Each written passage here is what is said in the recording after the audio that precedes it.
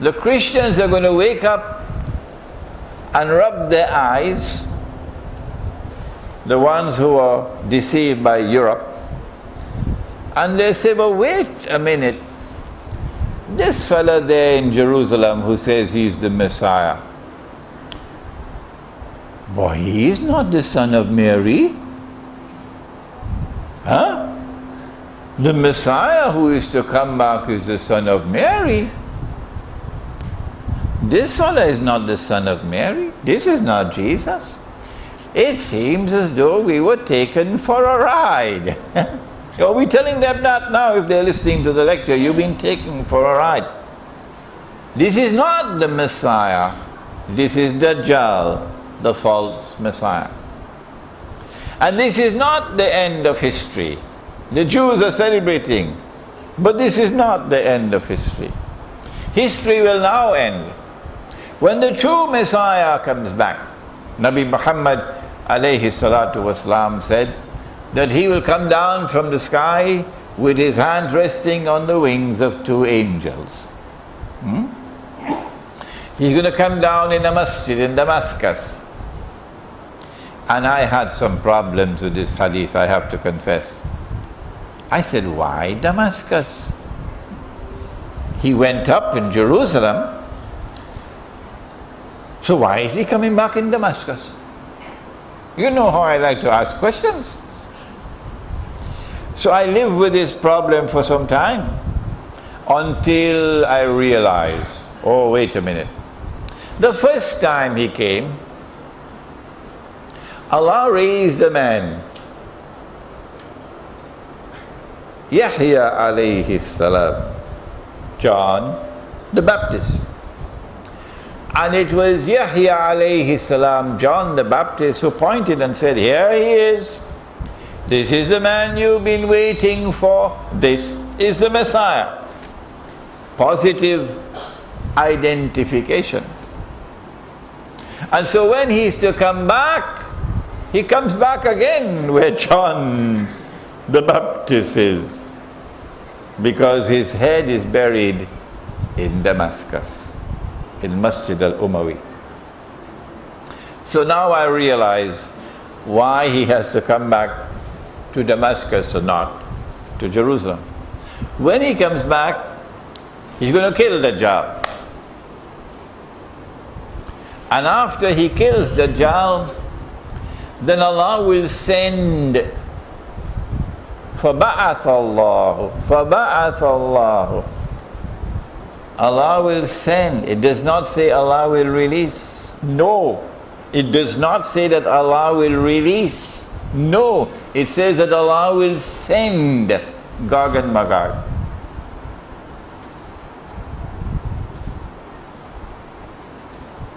And then comes the big conflict between Gog and Magog. وَتَرَكْنَا بَعْضَهُمْ يَوْمَئِذٍ يَمُوجُ فِي بَعْضٍ, which includes Star Wars. We've killed those who are on earth, now let us kill those who are in the heavens above. And they'll shoot their arrows up in the sky, and Allah will cause the arrows to come back down. These arrows are of course missiles with blood on them. Gog and Magog mutually annihilate each other. And then the power of modern Western civilization is broken. And Israel is now defenseless. I hope Israel is listening. Israel is now defenseless. It is then that the Muslim army will come out of Khorasan and liberate every territory in a straight line until it reaches Jerusalem. There is no war to fight because the Jews are now on the run. At this time they're stamping their feet as oppressors and oppressing innocent people unjustly. Barbaric oppression. But at that time they go beyond the run. Because Nabi Muhammad alayhi salatu wasalam says history will end this way. Of course, Harun Yahya is lying. I don't know why Harun Yahya has to lie. Why does Harun Yahya have to lie? It's not a good thing to lie. Imran Hosein doesn't use this kind of language. No. There must be a very good, valid reason for him to speak like this publicly and use this violent language. Okay? To tell us that when Nabi Isa alayhi salam returns, the Quran says that the Jews and the Christians will believe in him. La yu'minanna bihi qabla mawti. And the Muslims already believe in him. So history is going to end according to Yahya, Harun Yahya. History is going to end with Christians and Muslims and Jews living together as a family. And since that is the way history is going to end, why don't you live like that now? In other words, why don't you embrace Israel? Looks to me as though the Israeli Mossad scripted that. It looks to me like that. I hope they're listening. That's false, Harun Yahya. Let us tell you the truth, Harun Yahya. Whoever you are, Harun Yahya, hiding behind a pen name.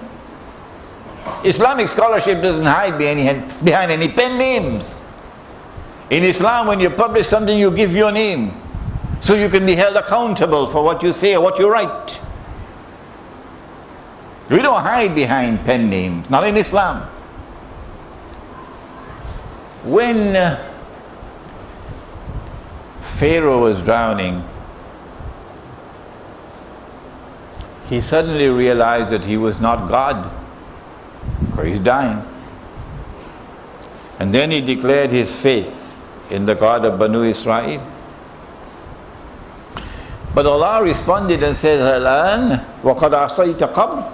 Now, Pharaoh, and before this you were in obstinate rejection, وَكُنْتَ مِنَ الْمُفْسِدِينَ, and you were committing fasad, you were oppressing the people. فَالْيَوْمَ نُنَجِّيكَ بِبَدَنِكَ. This day we have decided to preserve your physical body.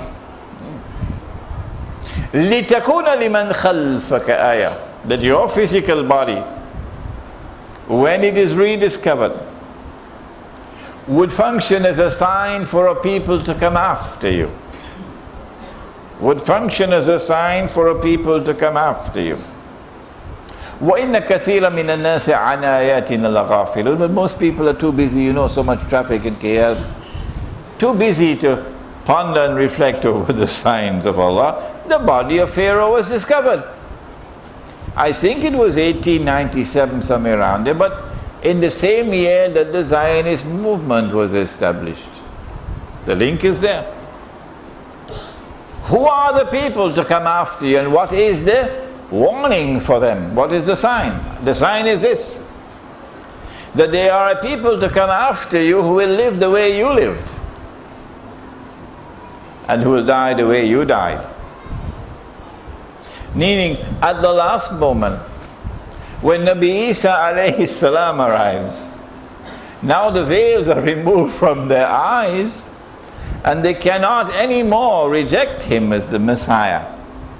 Now they are forced to accept him.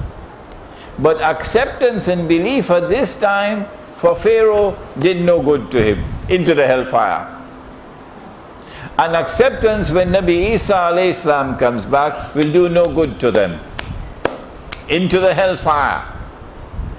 So this is a lie from Harun Yahya, that we'll all come together, Christians, Muslims and Jews, as a fraternity.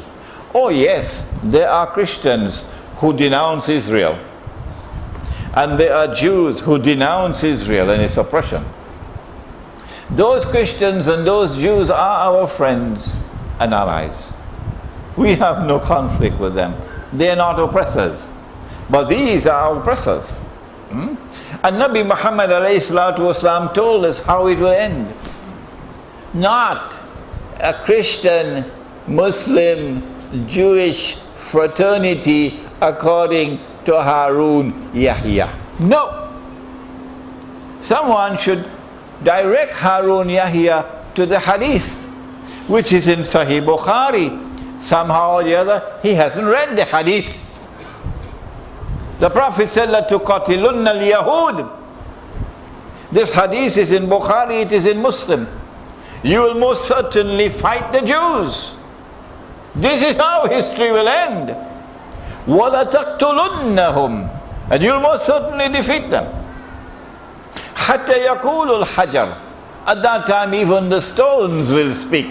Ya Muslim, هَذَا يَهُودِيٌّ وَرَائِي فَتَعَالَ فَقْتُلْ. There's a Jew hiding behind me, so come and kill him.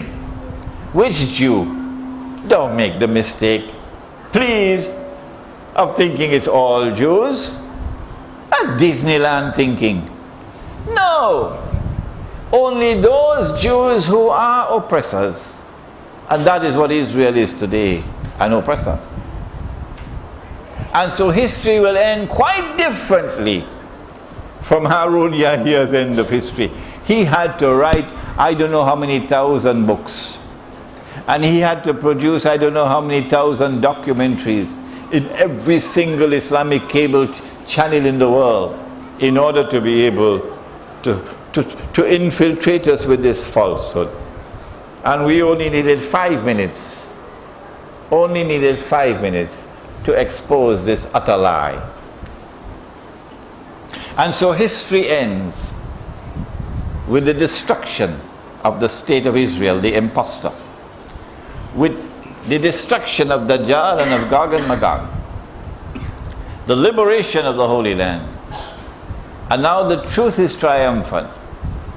And the truth which came from Nabi Muhammad alayhi salatu wasalam, which came in the Quran, that truth is validated. That truth is validated. And therefore, Akhirul Zaman ends with truth triumphant in Jerusalem. But the Christians were saying the same thing. And the Jews were saying the same thing. And the Muslims are saying the same thing.